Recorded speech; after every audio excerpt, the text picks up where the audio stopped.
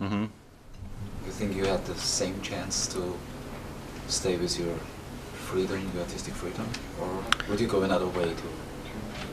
I think we would. The main thing would be that to make the initial spread of contact with people, and nowadays the internet is so much a part of everyone's life that it's possible to, if you're a little bit persistent, I think it's possible to get your name spread around a bit. It's hard, but Coil have a big advantage that we have been going for such a long time, and we have fans all over the world, who follow what we do and who check out internet sites that are based on our work. So it's obviously easier for us than for someone starting. But I think it is possible now for someone who has ideas and who has a vision and a kind of a passion for what they do to be successful, as far as Coil is successful, without any connection whatsoever with the music industry. The music industry is it's a dinosaur, and it should have been buried many years ago. It is very different now, though, in terms of, there's so many people are making music in the in the experimental music field as well. Everything's saturated because it's so easy to do now. It's easy to get equipment and to record and master your music at home. Where kind of alternative experimental sections maybe 10 years ago may have only been, maybe like 20, 30 different artists. Now there's 100, But I still think that it's possible to, if you exercise editorial control and imagination, I think it's possible to do something that's good and different. If the market is saturated, but do you work your music for the market? No, you have to do it. I don't think you do. I think you should just do your music totally for yourself. But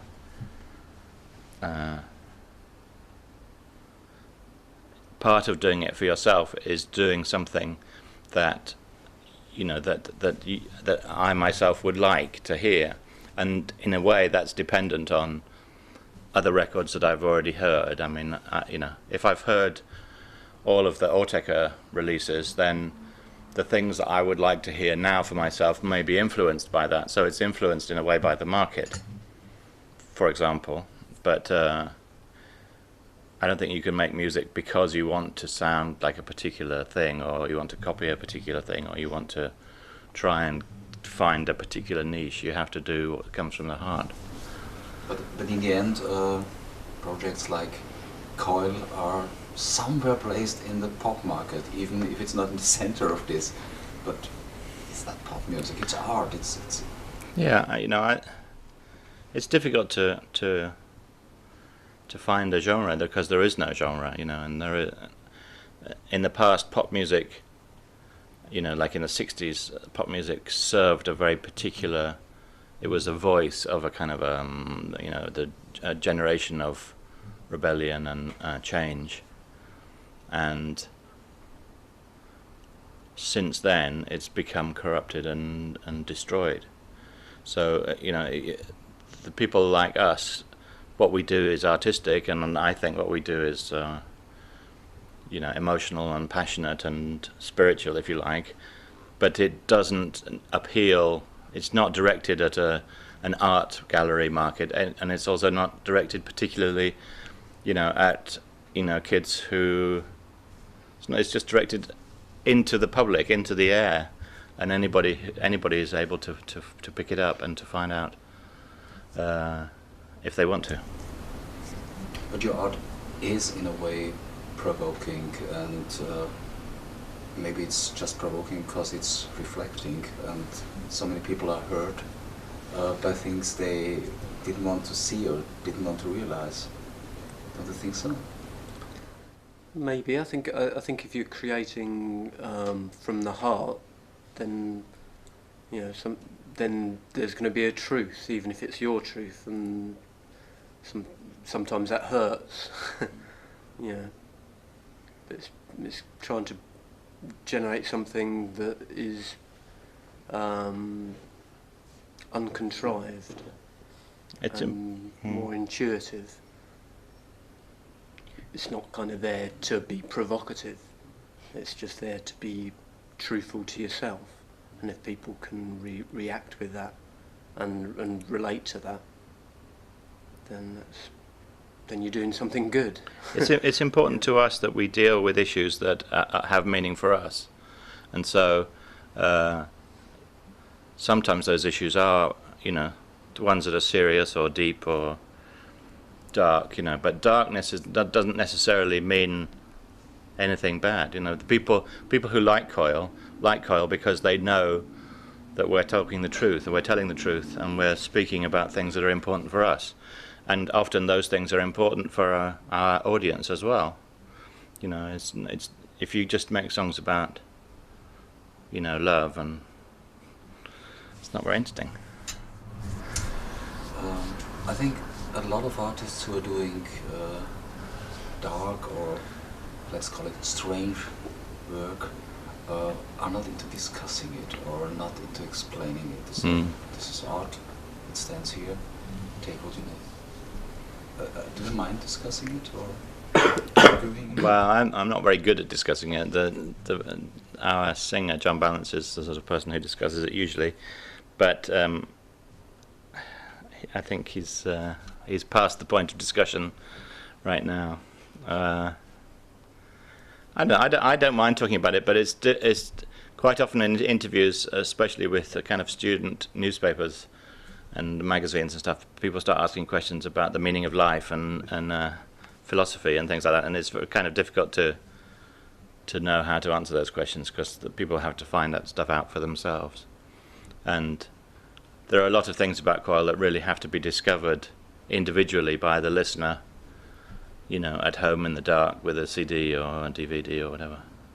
And each listener's response is going to vary. You can't control how someone's going to react to what you do. We have our own personal way of relating to what we do, but you can't expect other people to react to it in the same way. They might get something completely different from it. There are a few artists who are working with symbols. Mm-hmm. There's a lot of different symbols, and most of them don't want to explain what it is. But some of these artwork is mistaken as the wrong audience. You know what I mean? And for me, interesting was that, for example, Death in June. I don't know what he really means, the guy, but it was forbidden for him to go on stage in Germany. So, who did the mistake? He didn't want to explain anything. He didn't want to say, "I'm no Nazi." You have to find out for yourself. I mean, I don't particularly want to start talking about Death in June because I'm not a great fan of their music or of them personally. But some people, I think they're okay, and they used to be on the same distribution company as us, but they're no longer. Can't really talk for Doug, really. Not at all. I wouldn't be interested to talk for him. I think people, especially people in the media, get confused between the use of a symbol and its meaning. And it's like, for example, it's okay normally for people. They say that it's okay for people to refer to the World Trade Center, attack in a news item, but it's not okay to refer to it in a song. But that, to me, that makes no sense. It's if you're going to write songs about things that are important, you need to have access to the same images or symbols or ideas so that you can comment on them, and it doesn't necessarily mean approval or disapproval. Anybody that knows Coil's work will know that we are quite political people, and we have very strong views about, behavior that's, positive and life-affirming and does good things in the world, and different kinds of behavior that encourages hate and of particular sections of society, whether it's gay people or Americans or Germans or any other kind of denomination of people. We Coil have a very positive and life affirming and loving, if you like, standpoint towards nature and the planet and to our fellow animals. Now, other groups, think that it's a good idea or think that it's clever to associate with so-called fascist imagery, and to me, they don't see the harm that they do by encourage that kind of behaviour. Does that make sense? I don't know if that's clear. I think if a band uses like Nazi imagery, for example, and doesn't qualify or doesn't explain the fact, what they mean or what behaviour or what beliefs they're encouraging, then they must expect people to be angry about it. But they can't get upset if people get angry about it. So. No. We would always want people to be responsible for their own actions and their own activities, and so it's you just have to be careful, and you have to explain what it is that you mean. Do you have to explain? I think you do, yeah, because if people accidentally, if people accidentally misunderstand what you're doing and use that as an excuse for hate crimes or something, then certainly you need to explain, or you need to be responsible, or make sure people understand what it is that you're meaning. Marilyn Manson, Rammstein. It just depends what your intentions are. If your intention is just to literally shock and upset people, then you do that kind of thing. To some extent, both Rammstein and Marilyn Manson are kind of cartoon characters, and I don't think that an intelligent listener or viewer would take them very seriously. But many people in America are not seemingly intelligent enough to be able to distinguish between the real Satan and somebody, in a thong. And to me, that's, it's disappointing that Americans shouldn't be able to make that distinction. But that's kind of their problem. And Marilyn is very adept and very intelligent guy, and is clever enough to manipulate the press for his own commercial interests. I have a lot of respect for the guy. I personally wouldn't want to do it that way, but